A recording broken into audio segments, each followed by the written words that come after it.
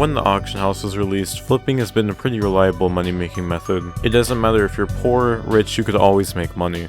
And now that Scorpious is back, that means you can make way more money. I'll tell you the items that went up in price, and the times to get the items, because depending on the time of day, it could be cheaper or more expensive. And if you like this video, please consider subscribing. You don't have to, but it would be nice. Especially if we got 2.7k by the end of March. Anyway, most of these will kind of be quote-unquote long-term investments. Because imagine there's a graph, right? As soon as Scorpious is kicked out as mayor, all the prices will be relatively low, and then a week later they'll start gradually going up. According to my research, everything will gradually go up until around 3 months. After around 3 months, the prices will be relatively the same. Also, make sure you don't hold on to these items for very long. Hold on to them for 4 months maximum. Well, that's because, a bunch of players are quitting and the admins want the player base to be more active, so they're probably adding in more special mayors. And usually there's a special mayor every 6 weeks, and that means you have around 18 weeks before Scorpious is probably elected again. That's if all the special mayors are going in a certain rotation. Anyway, this probably bored you, but finally we could look at the prices. Now, first we'll look at the more useful items, I guess you could say. We're just going to look at the Midas staff first. If the price of a Midas staff is under around 10 mil,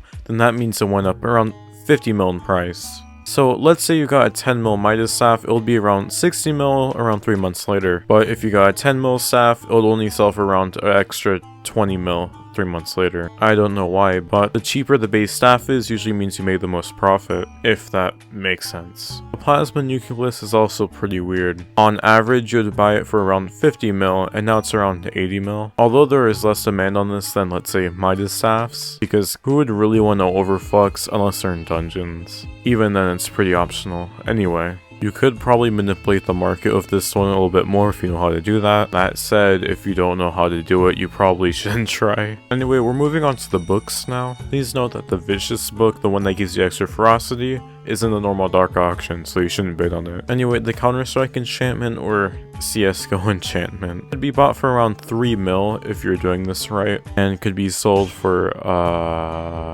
50 mil. To keep this simple, let's just say that they could be bought for 3 mil and could be sold for around 30 mil. It doesn't really help that the only one on the market is for 50 mil. Next is Big Brain, which the name itself isn't really that funny, but who cares. If you played your cards right, you could buy it for around 5 mil, and in the auctions they're selling for around 10 mil right now. And this is the confusing part. Normally you would get a bundle of books that would make you get a tier 5 enchant, but the only ones on the auction house are tier 3, which actually means that you would pay around 5 mil for Big Brain, and you could sell it for around 40 mil, if that makes sense. I did a really bad job of explaining that. Just know that Counter-Strike is better if you want to bid on books. The artifact is kind of, well, bland. It was around 50 mil and now it sells for around 90 mil. I do believe that this one will be in high demand just because, it's an accessory and everyone likes accessories. Now that we know all the prices, I'll just explain all of them and rank them on 1 to 5 to tell you which one is probably worth your time. Number 1 is CSGO with around 30 mil profit. Number 2 is a Midas staff with around 50 mil profit.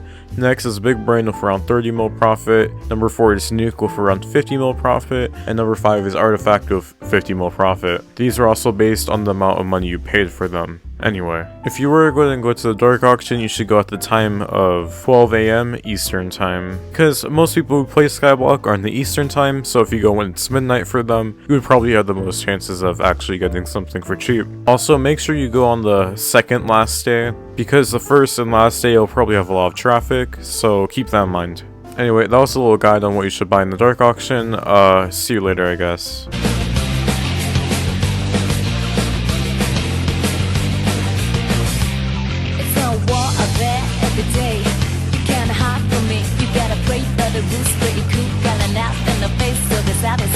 When your friends and boss look on like on the face of it, they miss the history.